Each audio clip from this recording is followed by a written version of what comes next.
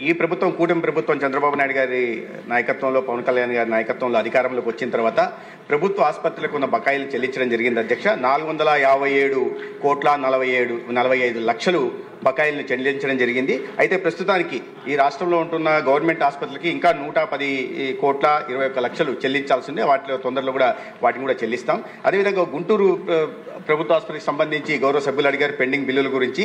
Pending బిల్లులు బకాయిలుగా ఉంటున్న 20,24 లక్షలను చెల్లించడం జరిగింది. ఇప్పుడు బకాయిలు ఉన్నది 4,09 లక్షలు బకాయిలు ఉన్నాయి. వాటిని కూడా తొందరలోనే చెల్లిస్తాం. అధ్యక్ష, ఈ చిన్న విషయానికి సంబంధించిన నేను ఒక చిన్న క్లారిఫికేషన్ ఇవ్వాలి. ఎందుకంటే రాష్ట్రంలో ఆరోగ్యశ్రీ సేవలు నిలిచిపోయాయని చెప్పి పూర్తిగా ఈ రకంగా నిలిచిపోయిన ఆరోగ్యశ్రీ సేవలు, అదేవిధంగా ఆరోగ్యశ్రీ రద్దు చేసి ప్రజలకు మరణ శాసనం రాసిన చంద్రబాబు అని కొన్ని పత్రికల్లో, కొన్ని ఛానళ్లలో బురద జల్లే ప్రయత్నం చేస్తున్నారు అధ్యక్ష. ఆరోగ్యశ్రీ అనేది నిలిచిపోలేదు అధ్యక్ష. కూటమి ప్రభుత్వం అధికారంలోకి వచ్చిన తర్వాత పేరు మాత్రమే మారింది. దానికి ఎన్టీఆర్ వైద్య సేవ కూడా పేరు మార్చడం జరిగింది. అయితే దీంట్లో సేవల్లో ఎక్కడ కూడా అంతరాయం కలగలేదు. గౌరవ సభ్యులకు దృష్టి కూడా నేను తీసుకురాదలుచుకున్నాను. ఎందుకంటే ఉదాహరణ ఇస్తాను అధ్యక్ష.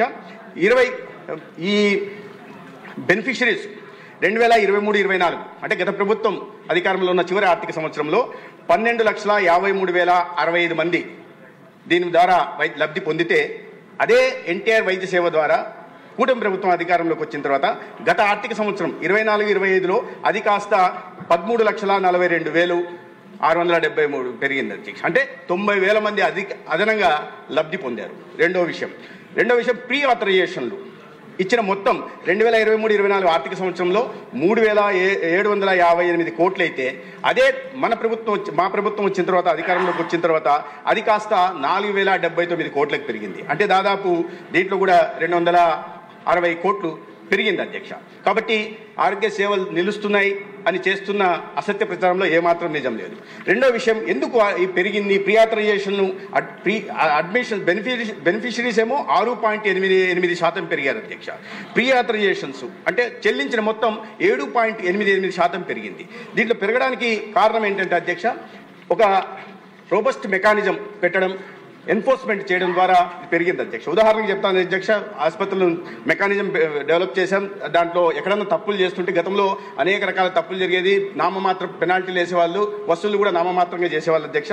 ఉదాహరణకి 23-24 ఆర్థిక సంవత్సరంలో 88 హాస్పిటళ్ల మీద ఈ పెనాల్టీలు వేస్తే 7,68 లక్షలు పెనాల్టీలు వేస్తే దాంట్లో కేవలం 3,74 లక్షలు అంటే 45% మాత్రమే వసూలు చేశారు. వేసిన మొత్తమే 7,65 లక్షలు అధ్యక్ష. వసూలు చేసింది 3,74 లక్షలు అంటే 46%. అదే ఈ ప్రభుత్వం అధికారంలోకి వచ్చిన తర్వాత గత ఆర్థిక సంవత్సరంలో 24-25లో 22,74 లక్షలు, దాదాపు 22,75 లక్షలు పెనాల్టీల రూపంలో వేస్తే అధ్యక్ష, అది కాస్త 19,30 లక్షలు వసూలు చేయడం జరిగింది. అంటే 85% పైగా వసూలు చేయడం జరిగింది అధ్యక్ష. దాని కారణంగానే ఇవాళ నెట్వర్క్ హాస్పిటల్స్ ఏమున్నాయో గతంలో అన్యాయాలకి, అరాచకాలు పాల్పడుతూ తప్పుడు అడ్మిషన్స్ ఇస్తూ తప్పుడు ప్రీ ఆథరైజేషన్స్ ఇస్తున్న ఆసుపత్రులు ఇవాళ తమ పరిధిలో ఉంటున్నాయి. దాని కారణంగా సేవలు కూడా పెరిగాయి.